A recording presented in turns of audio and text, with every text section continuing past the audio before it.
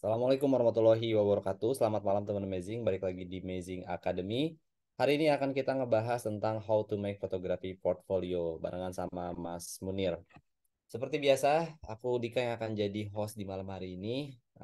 Kita akan seru-seruan bareng, kita akan ngobrol bareng sama Mas Munir tentang fotografi portfolio. Nah, teman-teman nih yang memang udah terjun di bidangnya atau yang mau belajar tentang fotografi portfolio, cocok banget nanti bisa nanya langsung ya. Tapi nanya via chat sih, nggak bisa open mic sama open cam.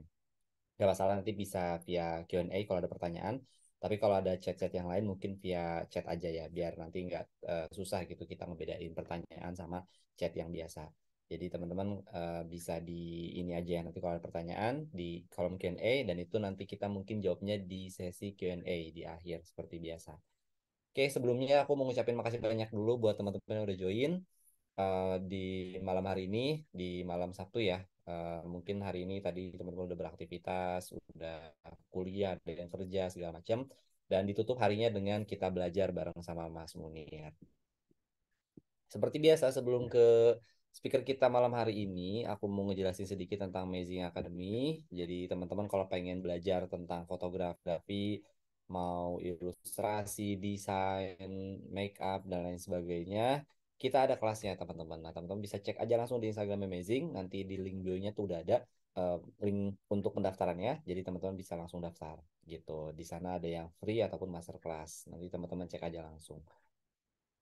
Nah, untuk tentang Amazing-nya sendiri, jadi kalau misalnya teman-teman familiar dengan link bio, nah Amazing adalah platform untuk membuat link bio, teman-teman. Buat yang udah ikutan kelas berkali-kali, mungkin aku yakin di sini udah banyak ya yang ikutan kelas itu nggak cuma sekali. Nah, itu pasti udah familiar sama Amazing. Nah, buat yang baru pertama kali, jadi kalau teman-teman em, punya link bio ataupun yang biasa itu ditaruh di website gitu ya, bentukannya landing page. Nah, teman-teman bisa pakai yang namanya Amazing Page gitu. Oh, suaranya kecil, mungkin volumenya boleh digedein nggak? Ini soalnya saya nggak pakai speaker, nggak pakai apa namanya headset, jadi harusnya suaranya aman sih. Nah, basicnya memang aplikasi teman-teman. Jadi teman-teman harus download dulu. Nanti aplikasinya Amazing namanya. Nanti teman-teman search aja di Play Store ataupun di App Store udah ada. Nanti download Amazing, terus nanti sign up, dapetin username segala macam. Nanti bisa taruh semua link dari sosial media, link dari marketplace, link dari website, dari manapun itu nanti bisa ditaruh di link bio-nya Amazing atau yang namanya Amazing Page tadi. Dan di dalamnya itu teman-teman juga bisa nikmatin berbagai macam fitur ya. Ada fitur analytics, ada forms, ada URL, ada invoice dan lain sebagainya. Nanti teman-teman bisa ubuk-ubuk aja tuh ketika udah download.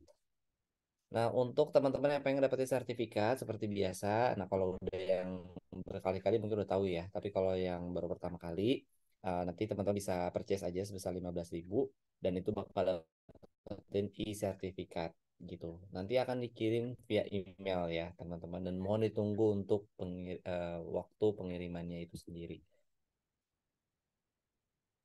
Oh gitu ya. Mudah-mudahan nggak apa-apa sih ya kalau suara saya kecil nggak apa-apa. Mungkin nanti pas Mas Munir suaranya lebih aman. Yang terakhir dari aku, jadi kalau teman-teman nanti pengen tahu hasil dari Amazing Page yang bagus itu seperti apa gitu ya, tampilannya yang bagus itu gimana, nanti teman-teman iseng aja tuh cek speakernya Amazing itu udah pada pakai Amazing Page semua. Nanti cek isiannya gimana, teman-teman bisa ulik-ulik tuh, nanti dibuatin kayak gitu juga bisa gitu ya, teman-teman bisa nambahin ada banner, ada image di sana, terus berbagai macam lah ya. Nanti teman-teman bisa sambil ulik-ulik aja. Oke, kalau gitu, ya, oke nggak apa-apa. Mudah-mudahan nanti pas Mas Munir suaranya lebih aman, karena yang penting adalah Mas Munirnya.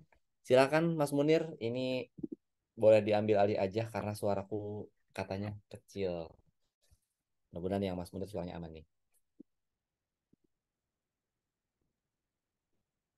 Tes tes masih suara aman ya? Kalau dari saya sih aman, Mas. Mudah-mudahan dari Oke, teman-teman yang join aman juga. Silakan, Mas. kayaknya suara Mas Dika juga aman di saya gitu. Jadi kalau teman-teman yang kecil itu mungkin malah oh, suara saya aman ya, Mas Umar. Sip.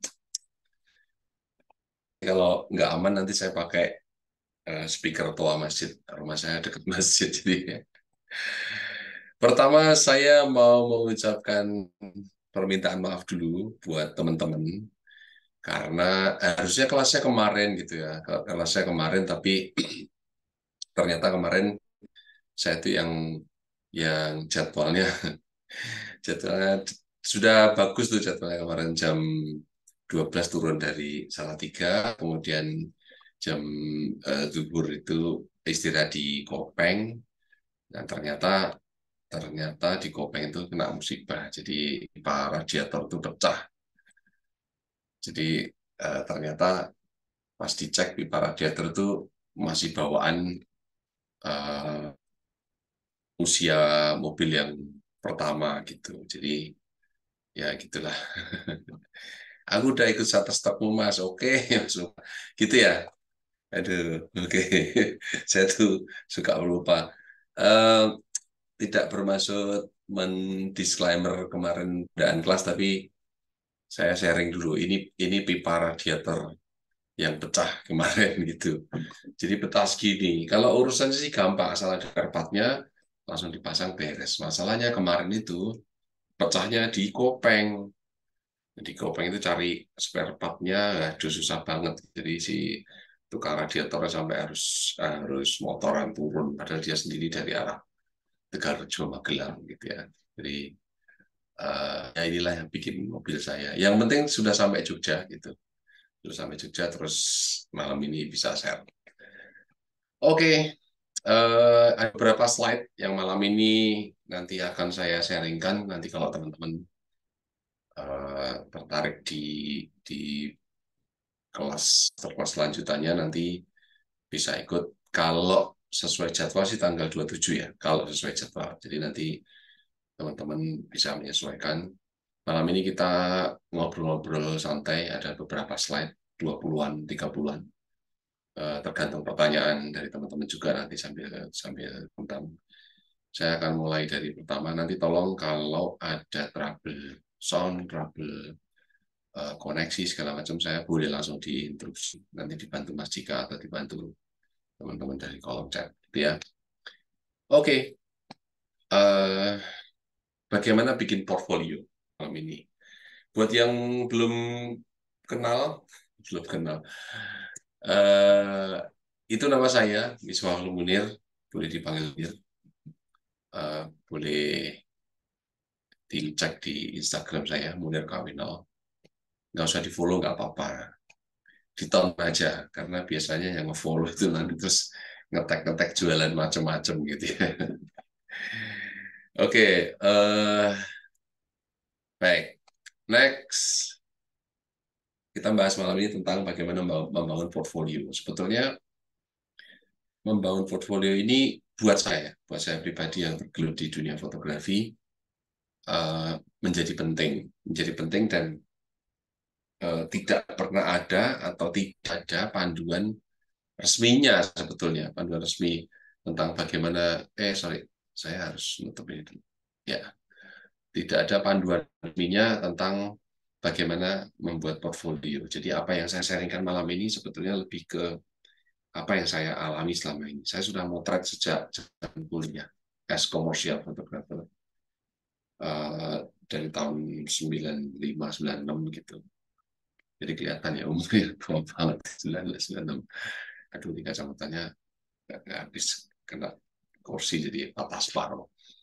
Oke, kenapa sih kita butuh portfolio? Apa background teman-teman malam ini? Baik hobiis ataupun memang sudah masuk ke komersial fotografi atau peralihan, kadang iya, kadang komersial ya, mix gitu ya. Tapi supaya sharing malam ini bisa memetakan kenapa sih kita butuh portfolio. Karena selama ini orang menyusun dan menyajikan portfolio itu biasanya kalau sudah mau dekat-dekat ketemu klien, gitu ya. Sebagai informasi aja, punya kartu nama itu juga bagian dari portfolio. Kartu nama. Karena itu jembatan kita untuk dikenal lebih luas, gitu ya. Nah, sebagai informasi lagi bahwa eh, saya ini terakhir punya kartu nama dan cetak kartu nama itu tahun 2005. 2005 adalah tahun terakhir saya cetak kartu nama. Karena setelah 2005 saya tidak pernah lagi pakai kartu nama. Saya menyusun semuanya via online. Dulu lewat blog, kemudian berkembang lewat website, kemudian sekarang berkembang yang lebih mudah lewat sosial media, ada yang lebih mudah lagi dan menghasilkan lewat uh, web galeri di Microsoft. Nanti kita bedah beberapa gitu ya. Yang pertama, kenapa kita butuh portfolio? Karena gampang saja supaya kita itu dilihat, supaya kita dilihat, didengar. Apa jasa kita, kemudian kemampuan kita, kebisaan kita, khususnya di bidang fotografi. Karena malam ini kita ngobrol di fotografi.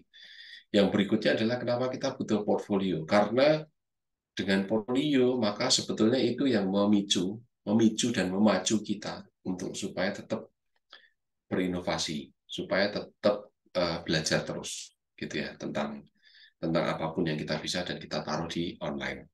Kemudian yang berikutnya lagi, kenapa kita butuh portfolio? Karena dengan portfolio kita akan pelan-pelan membangun follower, jadi membangun audiens.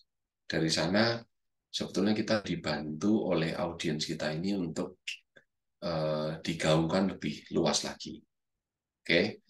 Kemudian berikutnya dari portfolio kita sadar atau nggak sadar kita sedang menawarkan gitu, menawarkan skill kemampuan kita ke market yang lebih luas, baik ke orang yang pernah dikenal, tidak dikenal sama sekali, atau orang kedua, orang ketiga dari atau lewat orang yang kita kenal pertama. Kemudian berikutnya, ini yang tidak kalah penting adalah lewat portfolio. Sebetulnya kita itu punya langkah, saya menyebutnya portfolio adalah bagian dari tempat kita nyimpen gitu ya. Kita naruh karya dan ide-ide yang kita kerjakan selama ini. Jadi biasanya kalau teman-teman misalnya sudah familiar dengan pekerjaan sesuatu, taruh idenya di situ. Supaya apa? Supaya itu tercatat. Supaya apa lagi? Supaya uh, misal gitu, misal ada pengakuan tentang karya seperti ini dulu pernah populer siapa, pernah dibikin siapa, nah itu akan tercatat di portfolio yang kita punya.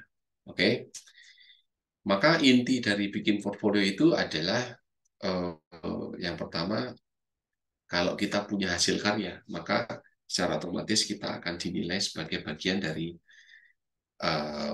kreator gitu ya, pekerja yang profesional. Kenapa profesional? Karena kita mencatatkan apa yang kita bisa.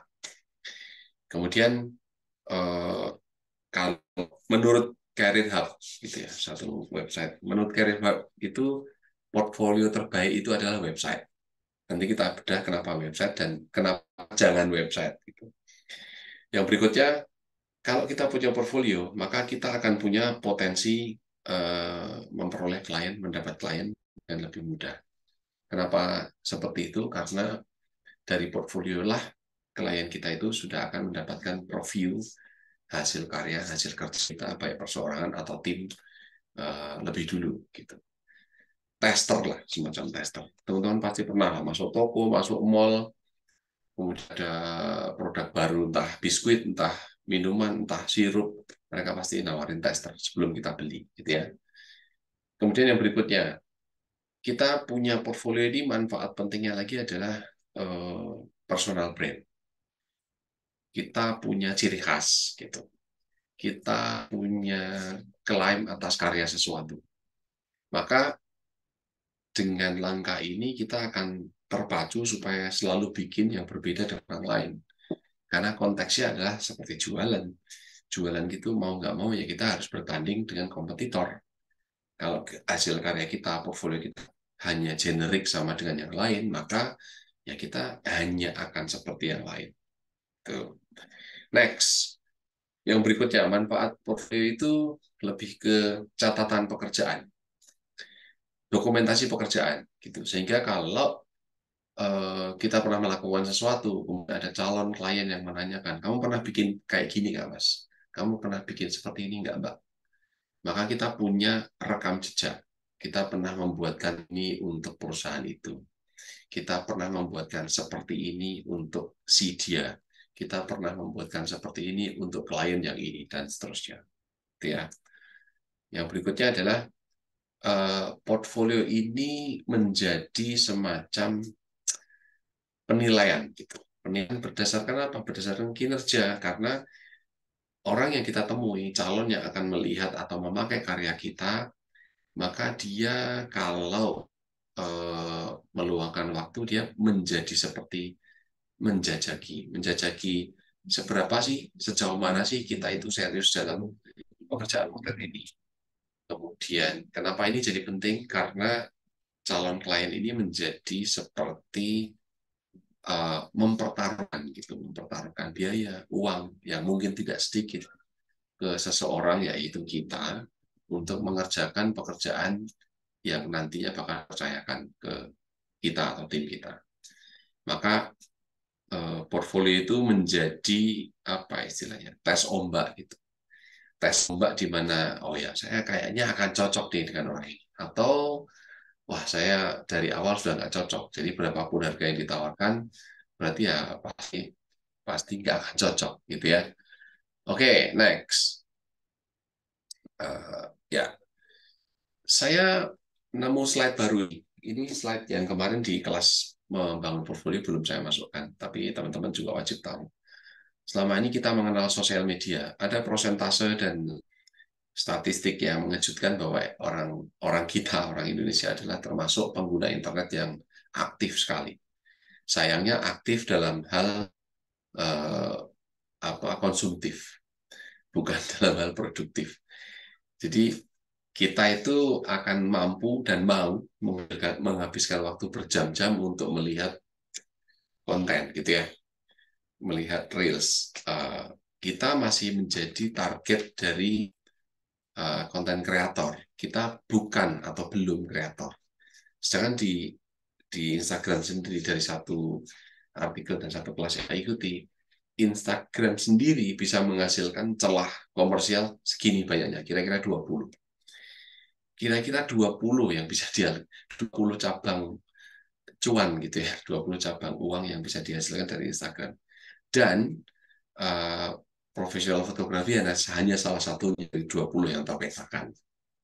Kita tidak akan membahas 20-nya, kita masih di realnya fotografi. Jadi kita lanjut ya. Maka target berikutnya, kalau menurut website Career Hub sendiri, dibilang menurut survei adalah portfolio terbaik. Khususnya pekerjaan visual seperti kita, foto atau video, pasti website. Problemnya adalah website ini akan memakan biaya dan memakan waktu. Kita semua pasti setuju, Mas, aku males lah bikin website. Biayanya besar. Kemudian saya nggak ada waktu untuk mengupdate. Terus biaya ini terkait sama, kalau saya pengen konten website saya itu raksasa, maka saya harus membayar bandwidth yang lebih gede. Kalau suatu saat pengunjung website saya itu melimpah, maka saya harus membayar bandwidth dan hosting lebih besar lagi. Buat teman-teman yang tahu tentang IT ya, tolong dikoreksi kalau saya salah. Tapi intinya kalau kita pengen konten website kita itu membesar, pengunjungnya, trafficnya makin tinggi, ya kita harus membayar sewa lebih banyak. Intinya begitu. Jadi itulah problem utama kalau kita punya portfolio berupa website. Kenapa sosial media bukan bagian dari website? Gitu? Karena ya lagi-lagi dari sisi profesional, sosial media masih belum dianggap sebagai bagian dari portfolio yang serius gitu, walaupun dengan penggarapan yang sempurna, teman-teman masih bisa juga ke arah sana. Tapi biasanya sosial media tempat kita berinteraksi dan jembatan menuju untuk portfolio yang lebih serius, gitu ya. Jadi solusinya bagaimana? Solusinya ya bikin portfolio yang punya nilai investasi. Dulu saya tahun-tahun 2005, 2006 itu masih punya website portal gitu, yang kita bisa upload gratis, tapi pasti fiturnya terbatas. Saya pernah nyoba sewa hosting website, ternyata lama-lama repot juga, harus bayar per tahun, harus langganan bandwidth hosting dan seterusnya. Ketika sosial media muncul, rasanya itu belum menjawab gitu. Maka kenapa orang menjadi malas menyusun portfolio itu karena intinya satu aja. Intinya adalah karena kita nggak mau buang tenaga, waktu, pikiran untuk ke sana. Nah, beda cerita kalau kita punya portfolio yang punya nilai investasi. Nilai investasi itu maksudnya seperti apa? Jadi portfolionya itu punya nilai jual. Kita tetap akan menyusun terus-menerus konten foto atau video di situ, sedangkan sambil kita pelan menyusun portfolio, maka foto-foto yang kita pasang pun punya nilai dolar, nilai rupiah. Salah satunya, saya bilang salah satunya, dan ini yang cukup aktif saya pakai selama ini adalah website dari atau web galeri web galeri dari situs Microsoft. Malam ini kita tidak akan membahas tentang Microsoft, tapi saya sertakan slide bagaimana teman-teman sangat mudah bikin galeri, bikin akun gitu di Microsoft sehingga teman-teman punya space yang pertama, punya keunggulan dibanding website kita pribadi. Space-nya tidak dibatasi, baik foto ataupun video. Kita nggak perlu maintenance, gitu ya. Kemudian fitur pembayarannya sudah langsung jelas, karena kalau orang beli foto, video yang kita punya di Microsoft, kita langsung dapat income. Repotnya adalah di sana kita menjadi mungkin secara personal nama website kita tidak bisa personal dengan nama website yang populer, tapi link portfolio dari web di Microsoft itu cukup prestisius karena dia atau foto-foto atau video yang kita posting di situ pasti menjalani operasi pemilihan.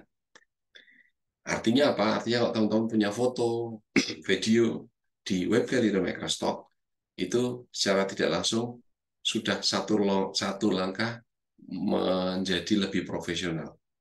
Karena konten kita dikurasi, bukan konten sembarangan gitu ya.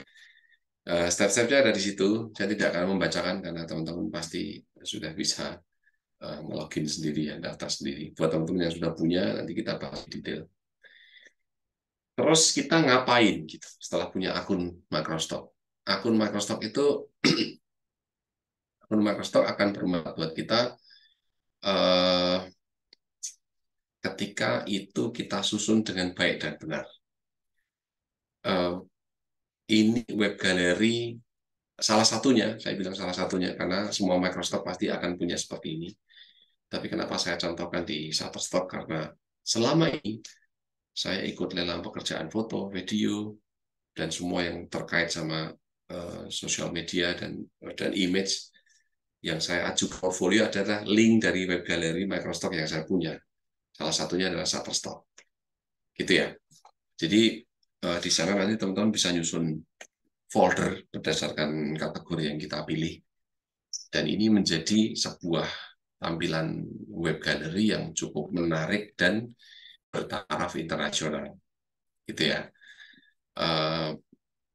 Foto-foto ini kalau kita ketemu klien tertentu, maka dengan mudah kita bisa mengubah. Saya pengen ketemu klien yang pengen pakai jasa saya untuk landscape. Maka saya bisa dengan cepat usun, oh ya saya sodorin aja linknya landscape. Klien pengen konten-konten yang atau bikin kreasi yang misalnya kemarin saya selesaikan bikin video profile tentang petani kopi di pedalaman Gayo Aceh. Maka link yang saya sodorkan ya foto-foto dan video tentang human interest. Kira-kira gitu ya. Jadi perkara menyusun portfolio web galeri di Microsoft itu jelas pasti gratis. Nanti step detailnya teman-teman bisa ikut kelas lanjutannya di tanggal 27, jangan khawatir. Kita bahas komplit di sana. Kita lanjut dulu kelas ini. Portfolio berikutnya, selain web galeri, kita bisa atau teman-teman bisa menjalani atau ikut kompetisi foto atau lomba foto. Dan sampai detik ini, saya pun masih ikut terus gitu. Ikut terus lomba foto, asal saya bukan panitia, asal saya juri, saya pasti ikut lomba foto. Jadi siapa tahu teman-teman di luar sana suatu saat ikut lomba foto, ya kita ketemu sebagai peserta gitu. Target pertama sih bukan soal nilai hadiahnya, pasti. Nilai hadiahnya ya itu bonus lah gitu ya. Tapi ketika foto kita menjadi uh, nominator atau bahkan tampil menjadi pemenang, maka itu kan menjadi tambah portfolionya. Uh, Screenshot tentang lomba foto Bright On ini saya tampilkan ketika kelas membangun portfolio di beberapa waktu yang lalu. Tadi siang itu saya mendapatkan lagi, saya menang lomba foto di Thailand, gitu ya. Jadi ini nambah portfolio gitu. Hadiahnya ya tidak terlalu besar, tapi ketika foto kita tembus ke dunia internasional, ya ini jadi portfolio dan itu akan dilihat calon klien sebagai bentuk profesionalisme bahwa oh ya orang ini karyanya diakui baik nasional atau internasional.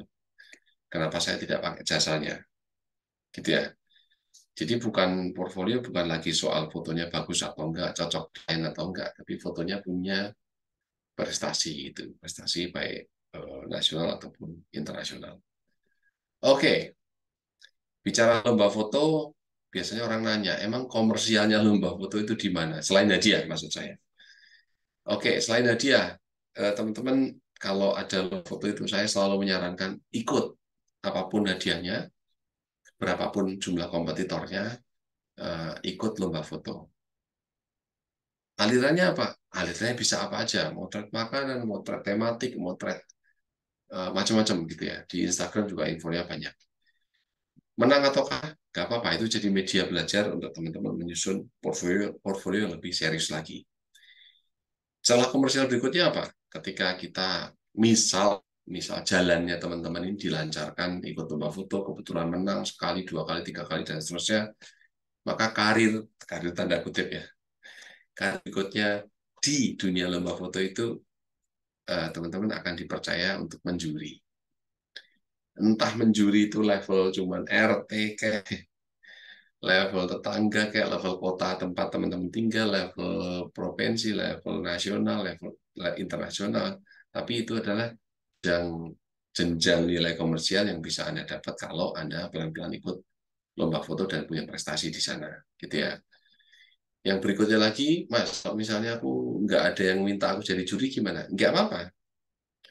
Celah komersial berikutnya di mana? Di workshopnya, bikin tips and trick lomba foto. Karena itu menjadi bagian yang menarik.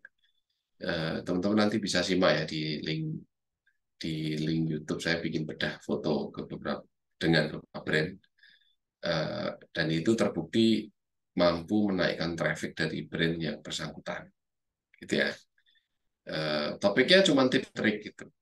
Bukannya termasuk iklan. Tapi besok pagi jam 11 kalau nggak salah. Jam 11 saya akan live di Instagram @munirkawinal tentang bedah foto hasil lomba foto salah satu brand seluler dengan salah satu provider internet gitu. Jadi teman-teman bisa simak seperti apa sih live Instagram bedah lomba foto gitu ya. Oke, maka dari ketiga poin tentang lomba foto ini, Anda ikut lomba fotonya, konsisten ikut di sana, kemudian Anda suatu saat dapat penawaran jadi juri lomba foto, kemudian teman-teman rajin menulis tentang tips lomba foto, bikin workshopnya, maka percayalah, pelan-pelan nanti akan ada brand yang melirik karya teman-teman. Brandnya bisa apa aja, tidak hanya brand kamera, bisa brand smartphone, bisa brand macam, bahkan ada satu brand kosmetik gitu ya, pernah meminta saya untuk menggarap event-eventnya dia, sosmed hanya karena dari lomba foto. Oke, jadi ini contoh aja, contoh tidak bermaksud promosi ya, contoh yang barusan selesai kemarin. Salah satunya brand seperti ini, tiba-tiba minta untuk mengorganisir lomba foto. Dari mana? Dari portfolio lomba-lomba yang pernah saya ikuti, Mas. Boleh nggak kita kerjasama? Nggak saya tawarin kontrak untuk menghandle ini, dan seterusnya. Itu tidak lepas dari buah konsistensi teman-teman bikin karya. Salah satunya adalah dari bidang lomba foto. Dibagusin dari web gallery. Gitu ya. Nah, problem berikutnya lagi adalah kita kan susah kalau punya folio banyak. Taruhlah tadi teman-teman karirnya di lomba foto kemudian menang gitu. Ada piagam kayak, ada sertifikat kayak, termasuk malam ini juga ada sertifikat ikut webinar malam ini pun itu bisa jadi portfolio buat teman-teman kalau suatu saat terlibat dalam pekerjaan pemotretan butuh eh, apa ya, semacam sertifikasi pengakuan bahwa teman-teman pernah dibekali dengan knowledge yang semacam ini. Tentunya banyak penghargaan ini akan repot kalau tidak diringkes satu gitu. Maka biasanya yang saya lakukan adalah saya ringkas semuanya dalam Google Drive, kemudian saya jadikan menjadi QR code. Jadi selama ini kalau saya diminta, Mas boleh minta CV-nya, Mas boleh minta hasil karyanya, cuma mengirim QR code gitu. QR code inilah yang menjadi jembatan untuk menuju ke apapun yang teman-teman bisa arahkan. Bisa mengarahkan ke sosmed, bisa mengarahkan ke Google Drive. Saya bikin contoh, salah satu QR code yang saya bikin adalah kalau orang scan, dia akan menuju ke flyer-flyer activity fotografi yang pernah saya bikin. Ada workshop, ada seminar, ada penjurian, ada lomba foto, ada pernah menang ini, itu, dan seterusnya. Gitu ya. Jadi kalau klien melihat seperti ini menjadi lebih dimudahkan daripada kita langsung ngasih PDF setumpuk, ada 200 flyer nih, silakan dilihat sendiri-sendiri gitu. Jadi yang saya lakukan hanya share QR code aja. Gitu. Oke, sebelum lanjut saya mau lihat kolom chat dulu ya. Oke, IG Mas Munir apa Mas? IG saya @munirkawino. Oke, saya langsung jawab di sini ya. IG saya @munirkawino, Munir KW0. Oke. Tips isi deskripsi di Shutterstock. Oke. Karena malam ini bukan kelas Shutterstock, jadi saya tidak membahas tip gitu ya. Tapi deskripsi Shutterstock yang di MPLR itu apa tuh? Tapi di approve. Deskripsi pasti harus bahasa Inggris, gitu ya. Oke, Mbak Nadine, karena malam ini bukan kelasnya Shutterstock, jadi saya salah kalau jawab detail tentang Shutterstock. Tapi saya jawab sekilas deskripsi Shutterstock sesuaikan dengan benda yang Anda potret. Kalau deskripsinya nggak sesuai, ya pasti nggak di-approve.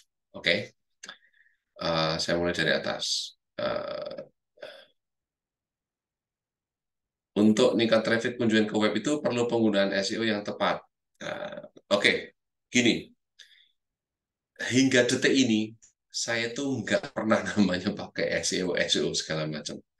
Jadi web gallery di Microsoft saya cuman saya sinkronkan ke page sosial media. Sesimpel itu. Gitu ya. Sembari itu harus pilih konten yang mana orang dengan sukarela mau meluangkan waktu melihat halaman web kita setidaknya 5 menit. Oke.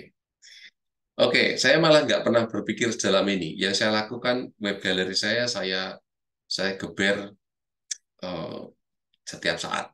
Setiap saat saya bikin foto, bikin video, saya upload ke sana. Gitu ya. Oke, bantu jawab. Oh, udah jawab ternyata. Mas izin bertanya, kalau materi file PPT nanti dikasih nggak? Yes, dikasih. Nanti monggo kontak ke teman-teman di Magic, gitu ya. Mas, masih efektif kalau buat portfolio dalam bentuk PDF? Saya tidak bisa menjawab efektif atau enggak, tapi biasanya PDF itu kalau di saya gitu ya, kalau di saya akan menjadi efektif ketika pembicaraan lebih lanjut dibutuhkan oleh klien. Contoh misalnya, selama ini yang beredar di web galeri saya adalah fotonya akan macam-macam. Ada foto culture, ada foto arsitek, ada foto landscape, ada foto profile gitu. Kemudian satu dua mungkin klien nyangkut nih, kemudian DM dan kontak ke IG kah, atau ke email kah, kemudian dia tanya lah yang lebih spesifik, Mas boleh nggak dibuatkan portfolio yang lebih ringkas dalam bentuk PDF untuk kita jadikan proposal di budgeting perusahaan untuk menghandle jasa Mas Munir and Team. Selama ini yang di saya terjadinya seperti itu ya. Jadi kalau ditanya efektif atau enggak, PDF sebetulnya masih efektif. Tapi kalau itu dipakai di awal, maka PDF menjadi akan sangat terbatas space-nya untuk menceritakan itu. Kalau mau dibikin lebih ringkas lagi, teman-teman bisa nyusun PDF, tapi di point to point yang butuh informasi lebih luas, dijadikan uh, link. Jadi PDF-nya itu clickable gitu.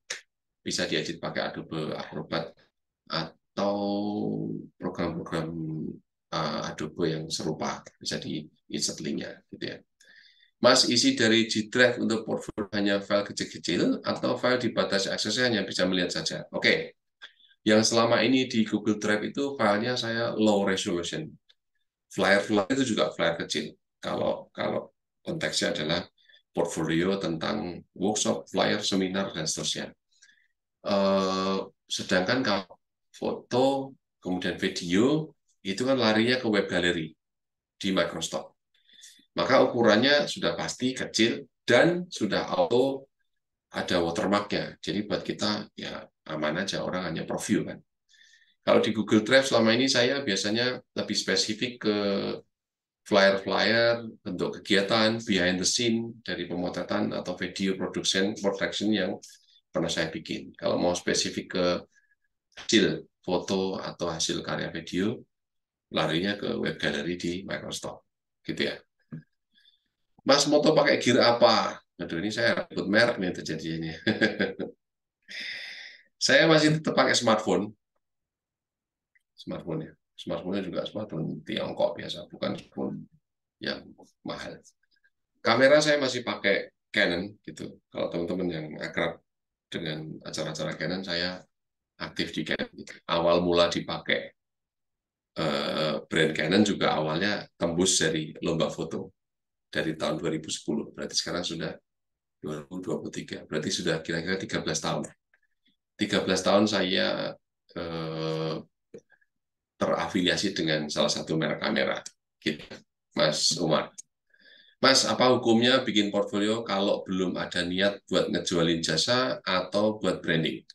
Kayak cuma sekedar dokumentasi hasil hasil foto sendiri. Itulah yang saya lakukan dari dulu, Mas. Dari dulu saya tuh nggak ada niat buat ngejual jasa, buat ngambil jasa pemotretannya nggak ada. Saya bikin karena saya senang aja gitu. Dulu ya, dulu. Dari informasi buat teman-teman, saya menghabiskan waktu dulu pekerjaan saya ini, background saya kerja di perusahaan minyak, di eksplorasi. Saya engineer di perusahaan minyak. Maka hobi saya motret itu, saya menuin portfolio hanya karena senang aja saya nyusun portfolio. Ketika ada orang pengen jasa dan kebetulan harganya belum cocok, ya pasti saya nggak ngambil. Makanya pertanyaannya Mas Rizky sebetulnya pas. Mas, apa hukumnya bikin portfolio tapi belum mau ngejual jasa? Kenapa? Nggak apa-apa gitu. Saya bikin portfolio hanya menunjukkan bahwa kebiasaan saya ini kok gitu. Nggak perlu ya saya jual gitu ya. Semoga terjawab. Mas, selama ini saya kan fokus foto portrait. Jika dijadikan Max bisa dijadikan sebagian dari portfolio kah? Oke. Ada beberapa bentuk tampilan portfolio itu, kalau tadi ada yang di atas PDF, ada juga bentuknya e-magazine yang kalau dibuka bisa flip gitu ya.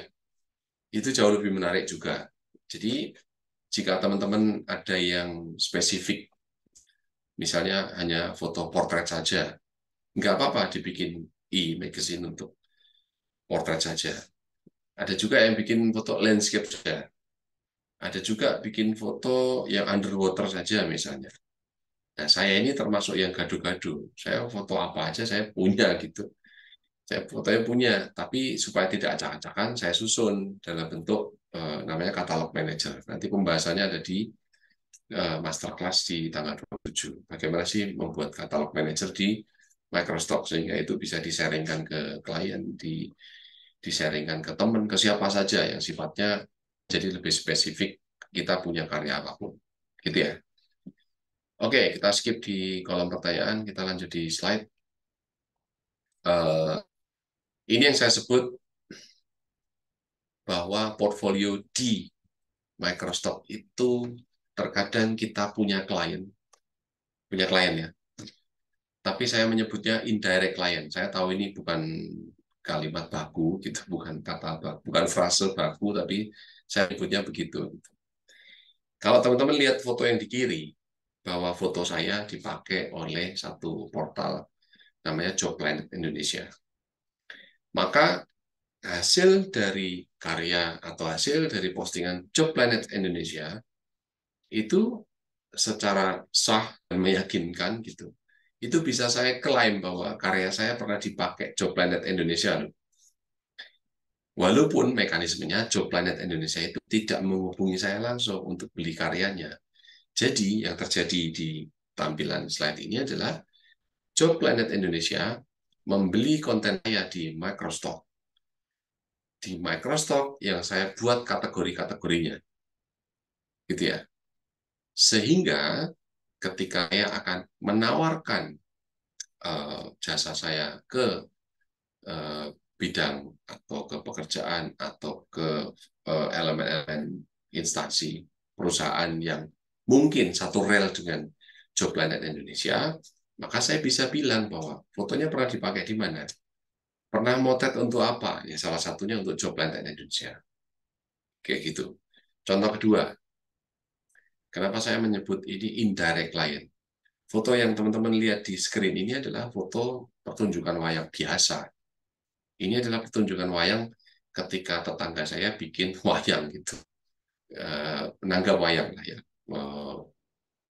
Saya motret, kemudian saya taruh di Microsoft, di web gallery dengan folder pattern gitu. Dalam berjalannya waktu, ternyata foto ini dipakai oleh salah satu maskapai penerbangan. Maka sah buat saya, oh, saya pernah Mas pernah motret untuk maskapai, pernah. Karya saya dipakai oleh maskapai ini. Maka sebetulnya secara nilai komersial tidak besar. Yang besar apa? Yang besar adalah bahwa karya saya pernah nyangkut dipakai oleh maskapai yang tidak kecil. Gitu. Itulah yang menaikkan nilai jual jasa saya ketika jasa saya suatu saat akan dipakai. Jasa teman-teman suatu saat akan dipakai. Berikutnya lagi, saya motret landscape. Kemudian saya iseng taruh di web gallery Microstock. Dari sekian pembeli yang ada itu, ternyata foto saya dibeli oleh salah satu maskapai besar, gitu, Garuda Indonesia. Maka secara sah saya bisa mengklaim bahwa foto saya pernah dipakai Garuda. Mekanismenya gimana? Nah, mekanismenya Garuda beli dari stok, di mana di stok itu adalah karya saya. Itu juga bisa dilakukan teman-teman. Jadi di mana kesalahannya? Kenapa selama ini orang punya portfolio tapi tidak menjadi besar? Karena di awal sudah bicara soal nominal uang gedenya dulu. Gitu ya. Semoga kalimat ini dipahami. Bukan berarti kita jual murah, bukan. Gitu. Tapi ketika portfolio kita dipakai oleh brand besar, maka tampilan itulah yang menjadi menaikkan harga jasa kita menjadi prestisius di klien yang berikutnya, the next client. Gitu ya. Oke.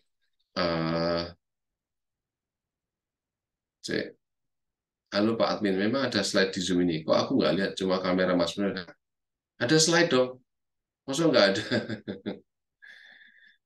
Berarti harus terjual dulu, misal di Shutterstock baru bisa dimasukkan portfolio. Kalau belum terjual, eh, kalau belum terjual nggak apa-apa. Fotonya kan sudah berwatermark Shutterstock. Artinya foto Anda itu sudah layak untuk jasa Anda dipakai, kira-kira gitu. Kan karyamu sudah lolos si Shutterstock, Mas. Jadi nggak perlu terjual dan ada di klien. Menjadi terjual di klien itu bonus berikutnya ketika teman-teman punya web gallery yang menarik sehingga fotomu akan di klien. Kira-kira gitu ya. Mas, apakah setiap foto dalam portfolio harus punya tone warna yang serupa atau setiap foto disesuaikan dengan konsep dan ide tersendiri? Oke, gini. Saya termasuk orang yang tadi saya bilang gaduh-gaduh gitu ya. Kalau teman-teman ketemu satu dua orang fotografer yang menyarankan, Mas, kalau bikin foto itu yang tone-nya itu seragam, supaya cirimu nanti ketemu gitu. Saya sejujurnya saya tuh nggak pernah mengklaim ciri saya begini gitu. Gitu ya, Mas Teguh ya. Mas Teguh Imantara di Bali. Jadi apakah setiap foto portfolio harus punya tone warna yang serupa? Jawabannya tidak, sesingkat itu. Buat saya tidak gitu. Atau setiap foto sesuai dengan konsep dan ide sendiri. Lagi-lagi tidak gitu. Saya senang motret itu lagi-lagi gaduh-gaduh mas. Saya hari ini senang BW, saya motret BW. Saya besok senang motret landscape yang saturasi yang kencang, saya motret. Uh, Intinya apapun yang akan dilakukan teman-teman, baik tonnya warnanya serupa atau enggak serupa, silakan aja dilakukan. Yang tidak boleh ditinggalkan adalah konsistensi teman-teman bikin karya dan diupload ke web gallery di Microstock, apapun Microstocknya, gitu ya. Mia Story, jadi sangat buka Shutterstock lagi. Oke, terima kasih dong kalimat saya jadi menginspirasi gitu. Oke, next. Belum ada pertanyaan lagi. Lanjut ya. Contoh berikutnya, ini adalah hal sepele dari keseharian saya. Keseharian saya bilang, keseharian saya mau sarapan, saya mau jajan, saya mau kulineran, saya potret aja. Makanan tradisional ada termasuk yang cukup laku di Microsoft. Saya posting di web gallery Microsoft, approve, ada watermarknya kan. Ini sudah jadi portfolio. Kalau tadi ada yang tanya, Mas, berarti harus kejual ke klien dulu dong, supaya jadi portfolio. Jawabannya tidak. Foto seperti ini sudah ada watermarknya, ini sudah bagian dari portfolio atau karya Anda. Karya Anda sudah lolos Shutterstock. Itu sudah punya nilai plus. Karya Anda lolos di Shutterstock, kemudian laku dibeli klien, ada screenshotnya, itu sudah tambah level lagi, kan gitu. Oke, saya kasih contoh. Foto yang saya bikin tadi ada 9 menu, dari warung yang sama gitu ya. Saya rajin sarapan itu motret. Salah satunya dibeli oleh salah satu portal website. Maka secara nggak langsung ini jadi portfolio saya. Kalau saya apply pekerjaan, ditanya ke satu agensi, ditanya ke satu website, Mas pernah motret kuliner untuk review ini nggak? Oh pernah. Nah ini dia, gitu ya. Jadi kayak gini-gini bonus plusnya dari kita menyusun portfolio sehingga dipakai klien. Oke, intinya begini, ketika ada eh, jasa kita itu tidak akan pernah dipakai klien kalau klien sendiri aja tidak melihat karya kita. Sesimpel itu. Jadi kalau teman-teman tidak mau show off, showcase karyamu seperti apa, maka nggak ada orang yang bisa mendengar jasa yang bisa dilakukan teman-teman apa gitu. Jadi yang mau saya ceritakan malam ini adalah bikinlah portfolio, taruhlah sebetulnya bisa di mana aja, tapi saya menyarankan ke Microsoft karena kalau laku Soko, kalau nggak laku itu jadi web gallery gratis, intinya gitu. Ya, oke, next. Maka target portfolio itu sebetulnya sales atau jualan. Pasti kan. Walaupun tadi ada yang bilang, Mas saya belum mau jualan jasa, boleh nggak tetap bikin portfolio? Ya, boleh aja bikin portfolio tanpa harus jualan kan salah gitu ya. Itu juga yang saya lakukan dulu gitu. Nah, target goal-nya itu sebetulnya sales atau jual. Itu pasti. Problemnya adalah banyak orang-orang sekarang yang tiba-tiba punya kamera, dan ngerasa sudah punya karya, kemudian tiba-tiba langsung sales. Sementara dia melupakan 3 step sebelum sales. 3 step itu ada brand awareness, ada engagement, dan ada lead generation. Detailnya nanti kita bahas point to point di tanggal 27, tapi saya lanjutkan di slide berikutnya.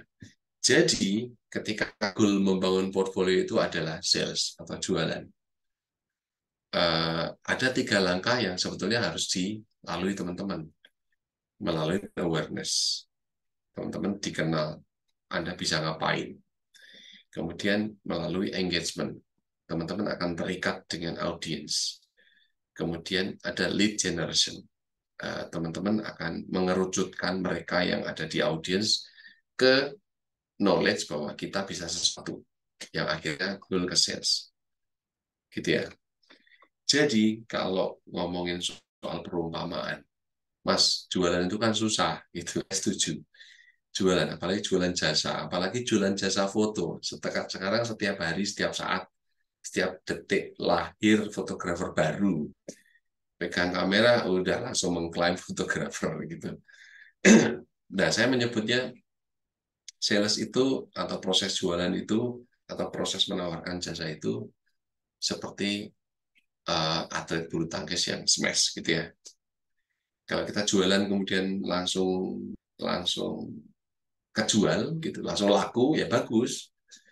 Tapi apakah kalau kita setiap jualan pasti langsung laku ya belum tentu. Seperti atlet profesional badminton misalnya, untuk bikin skor, untuk bikin gol gitu, uh, apa shuttlecocknya bisa mengalahkan ke skor lawan, maka dia perlu melakukan smash berulang-ulang. Kalau smash dari atas gini nggak mempan ya nyamping, nyamping nggak mempan ya bawah gitu. Jadi itulah seninya kalau teman-teman masuk ke dunia bisnis, dunia entrepreneur. Jadi memang tidak bisa langsung sales, smash, goal gitu. Bahkan atlet profesional pun harus berulang-ulang kan, smash berulang. Itu prinsip sales begitu. Kita harus menawarkan, kita harus ngomongin kita bisa ngapain, kita harus ngomongin kemampuan kita sederet sehingga akhirnya jasa kita kejual. Maka kalau mau dipecah gitu, ada beberapa strategi sales yang sebetulnya bisa dilalui. Sales kan nggak cuma soal kita menawarkan jasa, kemudian orang tertarik, kemudian orang bayar. Gitu ya, ada banyak langkah. Nanti kita bedah point to pointnya di Masterclass Amazing tanggal 27. Tapi kira-kira teman-teman sudah bisa menyelami ternyata sales itu jualan nggak cuma soal nawarin jasa, jasa kita sepakat harga, kemudian ya goal gitu. Ada beberapa langkah-langkah yang bisa strategi terapkan ke teman-teman terapkan strateginya untuk sale-nya berhasil gitu ya. Jadi fakta menariknya adalah proses kita punya portfolio, kemudian menawarkan jasa kita, jasa fotografi atau foto, itu faktanya tidak semua proses penawaran pasti berakhir dengan penjualan atau transaksi. Itu sudah pasti. Gitu ya. Jadi, ya caranya banyak, cara closing transaksi seperti di slide sebelumnya. Maka kita tidak sekedar menawarkan, kita tidak sekedar jualan gitu. Oke, maka langkah-langkah teknik closing ini ya besok ada di Amazing gitu ya, ada di Amazing Masterclass tanggal 27. Semoga tanggalnya nggak berubah gitu. Kembali lagi ke web gallery. Kenapa saya selalu mendorong teman-teman, bikin web gallery yang bagus tertata. Kalau web gallery kita itu jasanya belum bisa kejual, paling tidak konten yang kita bikin di web gallery itu bisa laku gitu. Atau sebaliknya, kalau konten-konten kita di web gallery itu kok belum laku dijual di Instastock, setidaknya kita punya portfolio web gallery yang bisa kita tanda kutip pamerkan ke calon klien bahwa web gallery yang kita punya levelnya level internasional, kelas internasional, gitu ya. Oke, balik lagi. Uh, Oke, nah, wah, banyak ya nanya. Uh, Mas, apakah bisa mengajukan portfolio hanya dari akun sosial media seperti Instagram atau harus disusun berupa menggunakan website berupa dokumen? Oke, kalau pertanyaannya apakah bisa mengajukan portfolio dari akun sosial media seperti Instagram? Jawabannya adalah bisa. Tapi biasanya dari perusahaan-perusahaan yang selama ini saya bekerja sama, dia tidak bisa atau tidak mau melihat portfolio kita hanya dari akun sosial media. Tadi di slide awal sudah saya sharingkan bahwa portfolio saya hanya berupa QR code. QR code-nya menuju kemana? Menuju ke apapun yang mau. Misalnya, Mas, saya boleh lihat nggak link menuju ke foto-fotomu tentang arsitektur. Maka saya bikin QR code yang menuju ke folder di web gallery Microsoft tentang arsitektur. Tentang budaya punyanya nggak? Tentang budaya. Tentang landscape punya nggak? Ya, tentang landscape. Gitu ya. Jadi workflow-nya seperti itu. Sosial media buat saya malah menjadi nomor second liner-nya atau top liner-nya setelah kita mempropos web gallery. Itu ya jawaban Mas Muhammad Haikal. Yang berikutnya, Mitos atau fakta, portfolio minimal harus 1.000 dulu baru bisa ada yang laku. Eh, saya akan menyebut bahwa ini menjadi mitos, gitu ya. Menjadi mitos orang-orang yang uploadnya itu hanya jalan di tempat. Jadi banyak orang yang memahami 1.000 foto, 1.000 portfolio, kemudian kita menjadi laku itu adalah 1.000 secara kuantiti. Mas, aku sudah 1.000 foto tapi kok belum laku juga. Kenapa gitu? Gampang, karena 1.000 itu sebetulnya bukan 1.000 secara jumlah. 1.000 itu 1.000 teman-teman harus sudah melalui 3 hal. Satu, quantity, 1.000 jelas ya. Mas, tetap belum laku, maka pakai langkah keduanya. Quality-nya dinaikkan, karena kita bisa hanya sembarang motret, kemudian asal approve di Microstock, apapun Microstocknya, kemudian itu jadi portfolio. Belum cukup. Maka yang ketiga, harus penuh variasi. Kita nggak pernah tahu tangan kita ini, jasa yang kita akan tawarkan itu akan nyantol di calon klien yang aliran atau pengen aliran foto seperti apa. Sehingga quantity 1.000 harus dipenuhi, betul. Quality 1.000 ini tidak bisa foto yang sama. Kualitasnya juga secara pencahayaan, komposisi juga harus menarik, sehingga levelnya tidak hanya approve di Microstock, tapi dia juga menjadi foto kualitas galeri yang menarik. Yang ketiga, harus variatif. Jadi selama ini kalau ada orang DM ke saya, Mas aku udah 1.000, tapi kok tetap belum laku, nggak laku kan? Kenapa? Karena 1.000 yang Anda lalui, fotonya seragam. Terkadang satu benda itu difotret sampai berkali-kali gitu, dan itu dihitung sebagai pieces. Ada 100 foto pisang gitu, itu saya anggap satu foto pisang, bukan 100. Jadi kalau Anda punya 1.000, nanti coba cek lagi. 1.000 itu beneran 1.000, atau bisa di squeeze karena kembarannya banyak, variasinya nggak ada, ternyata hanya cuma 100 atau 200. Gitu ya. Jadi jawaban saya bukan soal mitos atau fakta. Kalau Anda sudah melalui 3 hal, quantity 1.000, quality 1.000 adalah variasinya banyak, kualitasnya bagus. Yang ketiga, variasi, fotonya macam aliran, baru 1.000-nya itu benar. Gitu ya, Mas Indrawan. Next. Mohon info sertifikat. Oh, oke. Uh, berarti Dreamstand dan KTW juga bisa ya, Mas? Saya selama ini pakainya ada 5 Microstock ya, kita ikuti. Satu, Shutterstock pasti. Dua, Dreamstime. Tiga, IEM. Kebetulan kalau IEM ini jualnya ke Getty Image, Adobe Top, sama Alami. Itu yang aktif. Ya. Kalau foto di Shutterstock itu boleh di-share di sosmed atau enggak ya? Mbak Mias boleh boleh ngecek ke Instagram saya. Apa yang ada di Shutterstock dan approve, itu saya share. Bahkan yang saya share itu ada otaknya. Kenapa enggak gitu? Tidak ada pasal di Shutterstock yang melarang kita untuk share ke sosial media.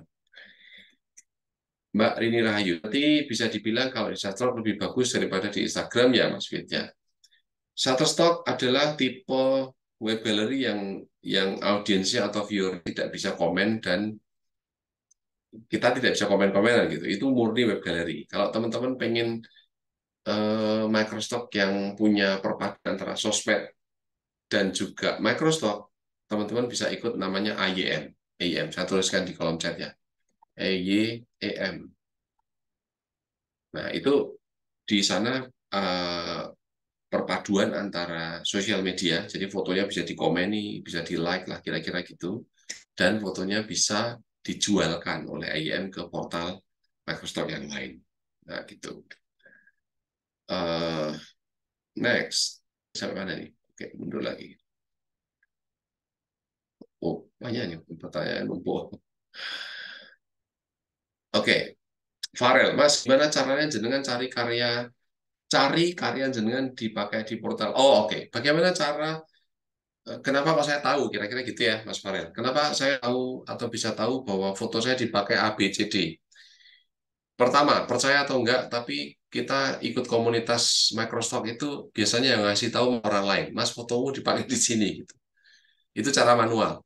Kalau cara ya digital, teman-teman bisa pakai ini. Saya ketik di Gojek ya. Namanya tineye.com. Oke. Dengan tineye.com itu, teman-teman bisa mencari karyamu itu dipakai oleh siapa, dibeli oleh siapa, maksud saya gitu. Dengan catatan kalau itu adanya di online. Kalau karya Anda dibeli kemudian dipakai offline ya kita nggak tahu gitu ya.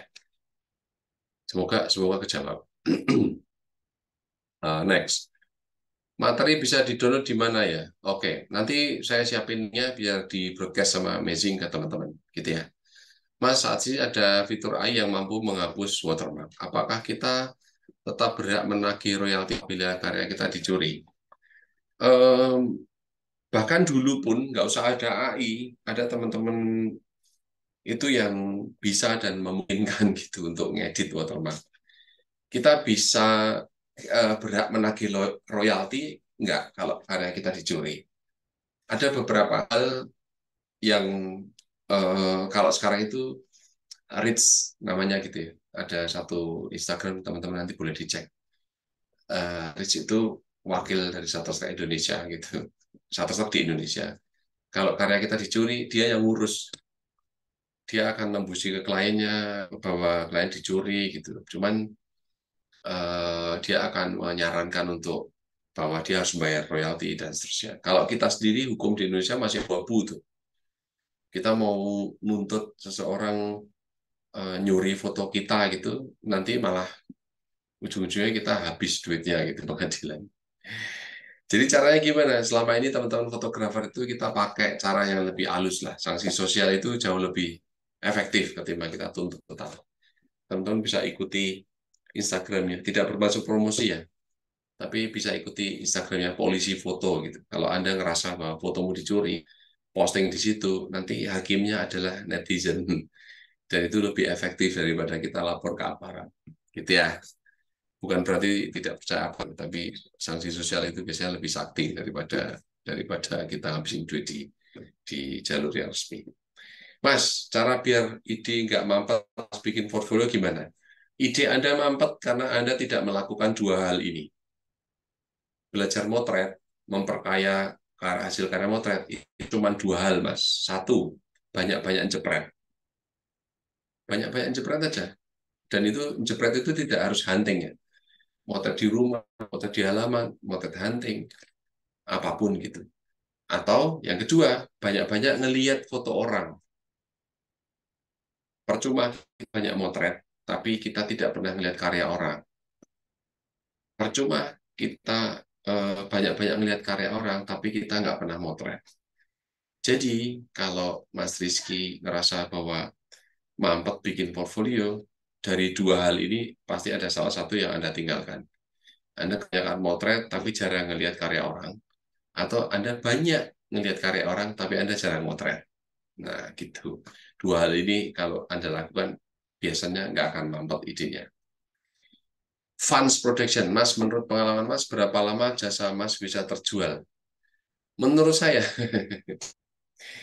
jasa saya bisa terjual. Uh, saya itu dulu jasa pertama saya jual ketika saya bikin portfolio kurang lebih 2 atau 3 event gitu. 2-3 event baru ada orang ngelirik, Mas, aku pakai jasamu bisa nggak? Itu tahun 96, 97 lah ya. Tua banget berarti aku tuh. Berapa lama jasa Mas bisa terjual? Siklusnya mungkin beda-beda buat setiap orang, gitu ya. Kalau jasa kita bisa terjual itu parameternya banyak. Kadang jasa kita dipakai orang sebutannya menjadi terjual itu kadang nominalnya juga bukan rupiah, kadang. Contoh misalnya, saya motret di RT ya, ada acara nih 17 Agustus misalnya. Saya dengan rela dan suka hati saya motret aja karena saya senang nih ada kegiatan 17 Agustus, saya motret, gitu. Kemudian hasil fotonya saya broadcast, saya taruh di Google Drive, kemudian saya share di grup RT misalnya gitu.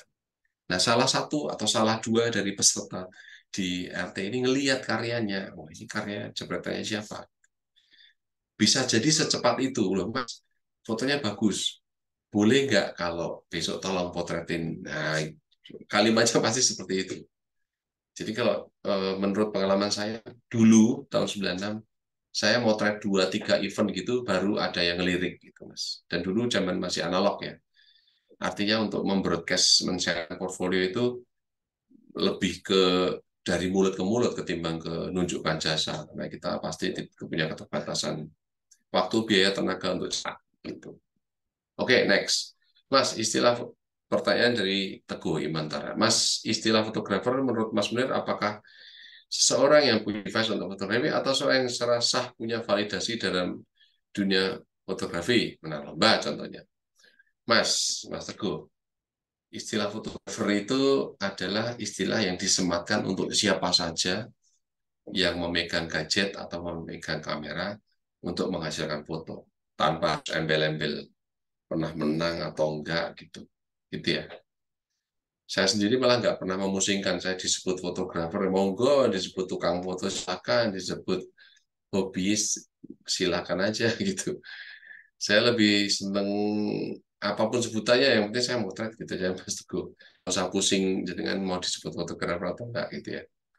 Oke, Mas, apakah hasil karya yang harus diupload pada Microstock harus memiliki resolusi minimum? Oke, walaupun malam ini bukan kelas Shutterstock dan bukan waktu yang pas saya jawab, tapi pertanyaan yang simpel tetap saya jawab. Resolusi minimum 4 megapiksel, Mas Teguh. Itu jawaban singkatnya. SS ini apa cuma buat yang pakai gear kamera aja? Oh, Mbak Anggita, enggak dong. SS itu bukan untuk pengguna gear kamera saja. Mbak Anggita tadi sempat lihat kan, saya memotret foto gudeg ini, itu saya potret pakai kamera smartphone dan diupload di Shutterstock gitu. Dan foto ini laku dipakai salah satu portal uh, bigi.com gitu ya. Nanti boleh dicek di Instagram saya, ada beberapa postingan. Kalau dicek ke bawah-bawah, jepretan juga dari HP, itu uh, laku sampai ke beberapa negara gitu. Boleh dicek nanti. Mas, ketika kita belajar kan otomatis karya kita masih cek. Apakah sudah boleh mulai membuat ditampilkan portfolio? Tidak ada yang larang, gitu ya, Mas Yosias. Jadi inilah yang saya lakukan dulu. Saya motret itu saya pasang aja gitu. Apapun pencapaian saya pasang. Dulu sih saya nggak menyebut, dulu sih saya cukup pede gitu ya, nggak menyebut karya saya, tuh karya saya jelek, saya malu bikin portfolio. Kalau Anda nunggu karya Anda jadi bagus supaya jadi portfolio, maka tidak akan jadi portfolio pasti. Karena setiap saat kita menjadi ngerasa jelek aja terus, tuh belum pantas nih, tuh belum tahu gitu. Mia Story, Getty Image kok sulit banget ya daftarnya. Mia Story, foto-foto saya yang di Getty Image itu lewatnya bukan Getty Image, tapi lewatnya IEM. Jadi kalau Anda mau nembus ke Getty Image dengan mudah, daftar aja di IEM. Kalau foto Anda memang layak dijualkan oleh IEM ke Getty Image, maka itu akan lolos di Getty Image. Gitu ya. Sampel-sampel Getty Image yang saya punya nanti kita bahas detail di Master tanggal 27. Gitu ya. Beberapa fotonya HP malah. HP dan lolos di Getty Image, Mbak. Gitu. Oke, setelah upload, Mas Lukman Hakim. Setelah upload lalu approve, hal yang dilakukan untuk cepat laku selain organik dari Microsoft itu sendiri gimana? Mas Lukman Hakim, supaya cepat laku, Anda penuhi tiga hal. Satu, quantity. Quantity-nya 1.000. Sudah Anda lalui belum? Kalau sudah Anda lalui tapi belum laku juga, lalu kedua, quality-nya dinaikkan. Mungkin portfoliomu selama ini ya asal jepret dan asal approve, tapi quality gambarnya nggak diperbaiki. Banyak-banyak contoh-contoh, banyak-banyak lihat-lihat contoh di majalah wisata, di website untuk bikin karya yang serupa. Tutorial sekarang banyak banget bikin foto kan dari kamera HP sekalipun. Terus yang ketiga adalah Anda harus tingkatkan variasinya. Percuma kalau 1.000 tadi terlampaui, tapi kamu seragam. Jadi kalau Anda sudah tiga ini dilalui, yakin pasti laku, Mas. Kalau Anda ngerasa tidak cepat laku sekarang, pasti salah satu atau salah dua atau salah dari tiga-tiganya ini Anda nggak ngelalui. 1.000 foto, quality, variasi. Tiga. Gitu ya. Mas, kalau link yang Mas ketik tidak muncul di kolom chat ya, apakah Mas belum ganti ke everyone? Oh, aduh, maaf. Maaf, maaf. Ya, tadi ada yang nanya, daftarnya kemana? Salah satunya ke EYM, portal yang bisa menjualkan karya kita ke Getty Image, eyem.com. Terus tadi ada yang nanya, kalau mencari karya kita dibeli oleh siapa? Lewatnya tineye.com. Tineye.com. Dengan syarat karya kita nanti di ini ya, dibeli atau dipakai oleh klien itu online. Kalau dipakainya offline ya berarti nggak ketemu gitu ya. Oke, aku nomor 2. Nomor 2 itu apa ya? Quality ya. Quality nggak apa-apa. Quality itu akan tercipta seiring sama waktu. Makin Anda sering motret, makin Anda konsisten, makin quality-nya naik. Tadi sore saya baca satu artikel, saya lupa nama bukunya, tapi kutipan gini, ada ada namanya 100 100 states rules gitu. Ada aturan 100 konsistensi, 100 states. Apa itu? Kalau dalam kalau dalam 100 hari gitu, Anda melakukan sesuatu setiap saat itu minimal sekian menit gitu, Anda pasti akan meningkat. Nah, itulah konsistensi itu musuh dari kita semua. Kita ini termasuk saya juga ya. Kadang saya juga nggak konsisten, tapi yang namanya bikin karya dan upload ke Shutterstock, upload ke web gallery, itu sebetulnya kan teman-teman sudah melalui keseharian. Sehari-hari teman mungkin upload di sosmed, tapi karena di sosmed itu tidak ada kurasinya gitu ya, maka kita nggak ngerasa tertantang. Kalau upload ke web gallery kan Anda dikurasi fotonya untuk bisa upload. Wah, kita harus berusaha terus upload. Oke, sebenarnya saya punya stok foto random seperti human interest, foto stok, langit. Um, Cuman agak bingung mau nyusun dan uploadnya. Bingung ke caption paling sering. Ada tips nggak? Oke, Mas Panji, upload saja semua. Human interest upload. Foto stok langit upload. Langit malam upload. Kenapa bingung nyusun? Karena setelah approve dan ada di Microsoft, nanti Mas Panji bisa membuat mengatur gitu ya lewat folder-folder tertentu sehingga karyamu menjadi rapi. Jadi fitur di katalog manajemen Shutterstock itu cukup membantu gitu. Nanti akan kita bahas ngulik lebih detail di tanggal 2 Masterclass Amazing. Jadi koleksi Mas Panji yang berantakan itu nanti bisa jadi rapi. Human HI, stok langit, eh, apapun macam-macam. Jadi foto random, nggak ada istilah foto random. Uploadnya boleh jadi random, tapi ketika sudah approve bisa dikatalogkan menjadi sesuatu web gallery atau folder yang rapi, gitu ya. Oke, Harya Danu, Mas, ada nggak sih tempat atau objek yang tidak boleh sembarang untuk difoto, punya copyright dan bagaimana cara ngakalinya? Ada, Mas. Ada beberapa tempat yang kalau kita motret nanti di Microsoft apapun, tidak hanya Shutterstock, kita tidak boleh mengupload karena kita akan diminta property release. Itu ya. Kalau ditanya bagaimana cara ngakalinya, sebetulnya ini ada di kelas Shutterstock, tapi saya jawab sekilas. Cara ngakalinya yang pertama, Anda upload secara editorial. Oke, sehingga tidak diminta property release. Detailnya apa? Nanti ada di kelas Shutterstock, bukan di kelas portfolio malam ini. Cara ngakali yang kedua, seperti apa? Cara ngakali yang kedua adalah kadang kita bisa memotret bagian tertentu dari tempat tersebut, tidak harus keseluruhan, sehingga bebas copyright. Gitu ya, cara kedua. Cara ketiga, ngapain repot ngotot motret tempat yang nggak boleh? Oh, judulnya sudah nggak boleh kok dipotret gitu ya. Banyak tempat lain yang jelas-jelas bisa dipotret. Banyak objek yang jelas-jelas bisa dipotret, bisa jadi portfolio menarik, dan jelas-jelas laku gitu. Intinya begini, Mas. Intinya jangan mempersulit diri. Cari yang gampang-gampang dulu. Bikin yang gampang-gampang dulu, baru nanti pikirin yang susah-susah. Kalau kita mikirin yang susah-susah dulu, maka kita tidak pernah upload. Karena yang susah belum terlampaui, yang gampang terlupakan. Gitu. Yang gampang jadi nggak pernah upload. Gitu ya, Mas. Mas Teguh, Mas, apakah hasil yang diupload di Microsoft harus melalui tahapan editing dahulu atau tidak? Jawabannya bisa ya, bisa tidak. Kalau Anda tanya baiknya gimana, baiknya bisa dilakukan duanya. Kalau bisa diupload langsung bisa, kenapa enggak? Kalau memang harus diedit, boleh aja, kenapa enggak? Gitu ya, Mas Imantara. Mas tanya satu lagi, karena saya fokusnya ke portrait, kadang ada beberapa talent yang tanpa sengaja dengan gaya yang sama. Apakah sebaiknya dalam portfolio tetap dimasukkan atau tidak? Sebaiknya tidak.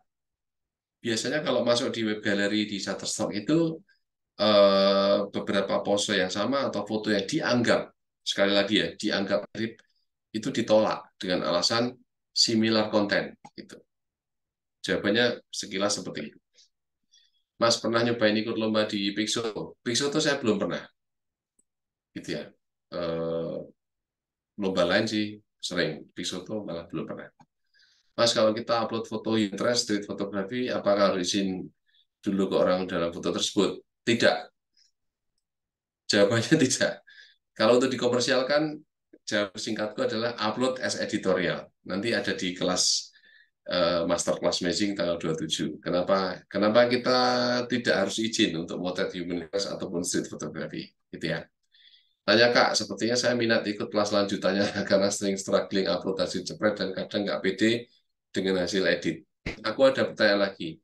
Mumpung banyak yang tanya soal foto portret dengan objek model. Ini kalau mau buat dokumen rilis model bagusnya seperti apa? Umpama saya punya stok foto cosplay, modelnya satu ataupun konsepnya seperti human interest, seperti kegiatan cosplay pada sebuah event. Oke, jawabannya adalah dokumen rilisnya sebutannya memang model rilis. Gitu ya. Kalau Anda tanya bagusnya seperti apa, model rilis itu bukan bagusnya seperti apa, tapi di dunia portfolio, jual beli foto, foto yang melibatkan orang dan harus disertai model rilis. Model rilis itu ada aturannya, ada formatnya, ada pakemnya. Detailnya nanti kita bisa bahas seperti apa sih pakem portfolio yang baku, bisa dijual secara internasional, disertakan di apa Microstock yang kita posting, gitu ya. Nanti mungkin saya usul ke teman-teman di balik layar di Mazing kelas 27 itu perpaduan antara Microstock model rilis dan uh, portfolio, gitu ya. Nggak sabar nunggu kelas berikutnya. Oke, sabar ya. Kelas berikutnya masih tanggal 27. Biar teman-teman Mazing ambil napas dulu, biar saya juga ambil napas. Mas tanya, bagi seorang fotografi makro, sering upload di Shutterstock itu ketika dikurasi penyampaiannya objek blur. Padahal objek jelas, tapi lingkungan sekitar memang blur. Gimana kiatnya untuk mengatasi hal tersebut? Untuk foto, apalah perlu diedit atau SOC saja? Mas TR Hidayat, jawabannya gampang. Jawabannya saya tulis di kolom chat ya. Anda pernah dengar nggak motret makro pakai teknik editing stacking? Nanti boleh di googling.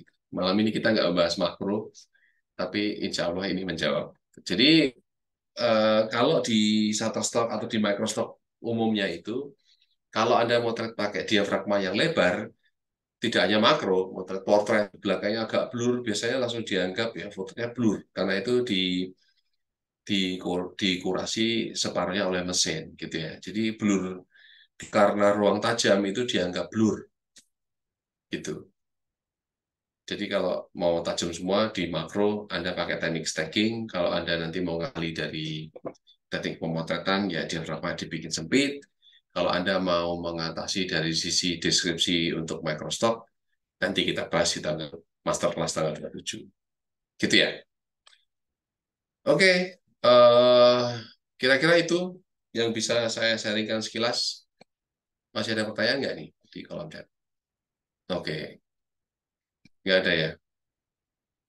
Wih, udah sejam nih. Nggak kerasa ya. Teman-teman masih bertahan 84 orang. Thank you ya.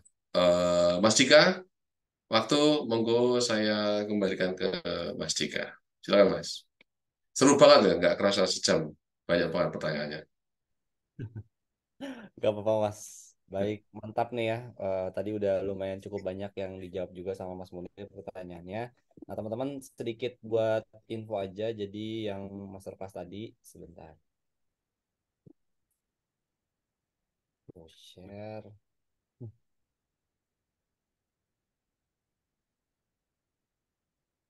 Kelasnya tanggal 27 ya, teman-teman ya. Jadi linknya udah di-share sih tadi. Jadi teman-teman kalau mau ikutan langsung bisa, ataupun nanti sambil berjalan juga boleh karena kelasnya masih agak cukup lama. November ya, teman-teman. Itu 27-nya. Sebentar saya sambil share. 27 November apa Oktober, Mas? November, Mas. Oh, November masih sebulan lagi ya. Iya, betul. Sip. Nah, ini ya, teman-teman. Masih loading nih.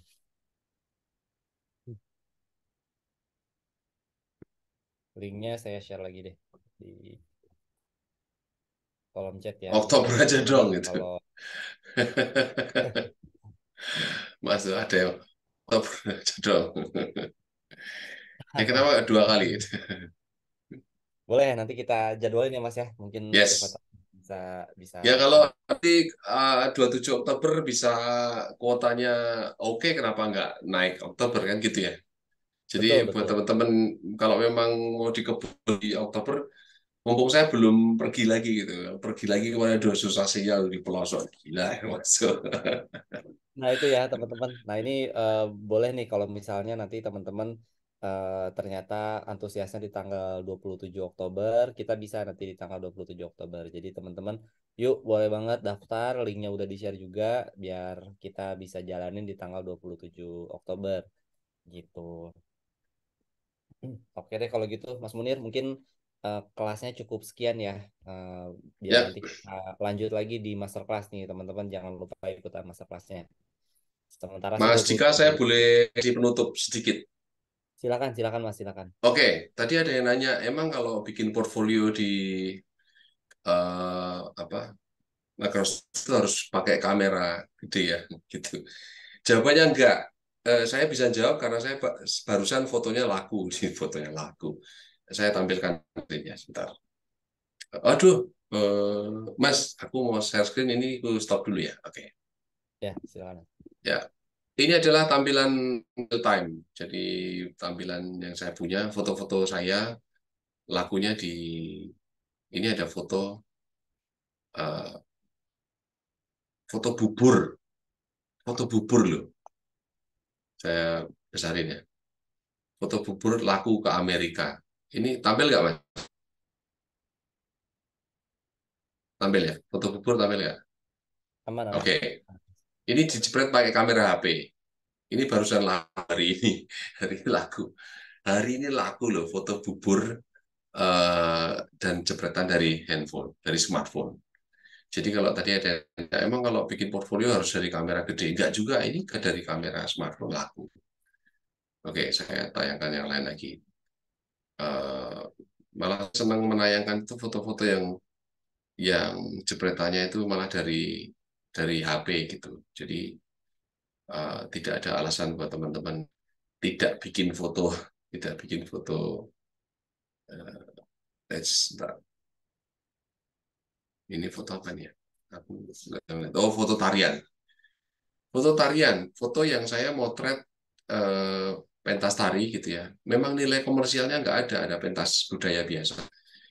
Tapi saya potret, dan ini foto-foto seperti ini bisa jadi portfolio yang menarik dan ini laku berulang-ulang di stok di Microsoft gitu ya teman-teman. Jadi yang kelasnya pengen di tanggal 27 nanti ngisi absennya atau request ke Amazing, kalau kuotanya oke, kita gas di tanggal 27. Tanggal 27 saya masih di sini lah, masih di sini, masih ada di tempat yang sinyalnya cukup itu untuk bikin kelas. Kalau minggu lalu itu aduh di tempat yang antah berantah jadi susah gitu. Coba yang lakukan di Jepang itu foto apa? Oh, aku di Jepang. Oke, sebentar. Mana ya? Aku di Jepang. Oh, bukan di Jepang. Oh, oke. Foto di Jepang ini foto anu, Mas. Saya sharingkan. Foto yang laku di Jepang foto apa? Foto ini. Nah, itu dia. Foto liputan acara kepresidenan. Ada Bu Sri Mulyani, ada Pak Jokowi. Fotonya laku. Foto presidennya dijual gitu ya. Ini bukan soal saya dukung atau nggak dukung. Maaf ini bahasnya agak pinggir jurang karena lagi sensitif ya. Bahas tentang capres, tapi arahnya nggak ke situ. Saya ada siapapun tak potret gitu. asal laku kenapa enggak gitu. Ini bukan masalah dukung atau enggak dukung. Yang tidak saya dukung pun saya potret karena laku dijual gitu ya. Wah, foto jurnalistik ya. Kemungkinan bahkan pakai Jepang, portal berita Jepang, yes Mas Panji, dan itu sering lah kayak gitu. Teman-teman kalau penasaran ngecek ke apa eh, portfolio saya, ini saya tulis portfolio saya, linknya ada di kolom chat. Semoga pas ini. Ups, bentar ya. Maaf.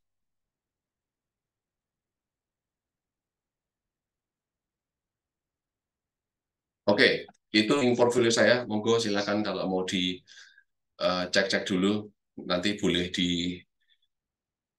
dikomplain, boleh dikomplain di tanggal 27. Kalau teman-teman pengen kelasnya dilaksanakan cepat di 27, langsung aja bikin di 27 gitu ya.